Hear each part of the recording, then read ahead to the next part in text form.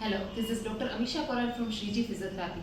આજે આપણે એડીના દુખાવા એટલે કે પાનીના દુખાવા માટે કસરતો અને તે કેવી રીતે થાય છે એના વિશે જાણકારી મેળવીશું. એડીનો દુખાવો જનરલી તમે લોંગ ટાઈમ સુધી ઊભા રહેતા હોય, સવારે ઉઠીને લેડીઝ ઘરમાં કામ કરતી હોય અથવા સવારે ઉઠીને સીધો નીચે પગ મૂકે ત્યારે એડીનો દુખાવો થતો હોય છે. એડીનો દુખાવો દૂર કરવા માટે આપણે નીચે મુજબ કસરતો કરીશું. First exercise calf raise. એના માટે તમારે ઘરે સ્ટેર ઉપર, દાદર ઉપર અથવા પાટલો આ રીતે રાખીને અથવા સ્ટેપર ઉપર કરી શકો છો.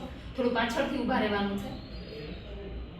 હા, થવાનું છે. થવ ઉપર, અંગૂઠા ઉપર ઊભા થવાનું છે પણ સપોર્ટ રાખવાનો છે.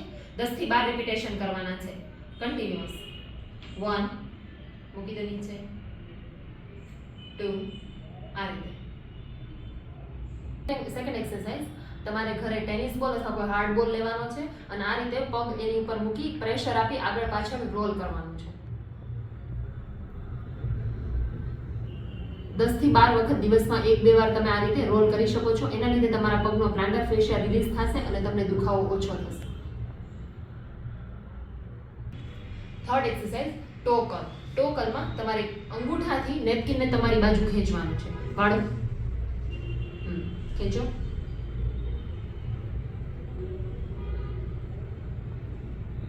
જ્યાં સુધી તમે ખેંચી શકો ત્યાં સુધી ખેંચવાનું છે. પછી રિલેક્સ. ફરીથી 10 થી 12 રિપીટેશન કન્ટિન્યુ કરશો. તમારી સાઈડ ખેંચવાનું છે નેપકિન ટો કર્લ કરતા કરતા પણ બહારની સાઈડ ખેંચો. ઈ વર્ઝનમાં ખેંચો. હા, ખેંચો. સરસ.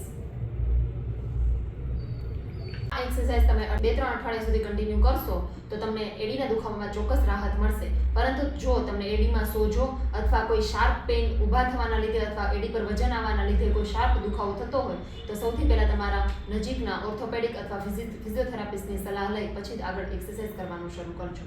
Thank you.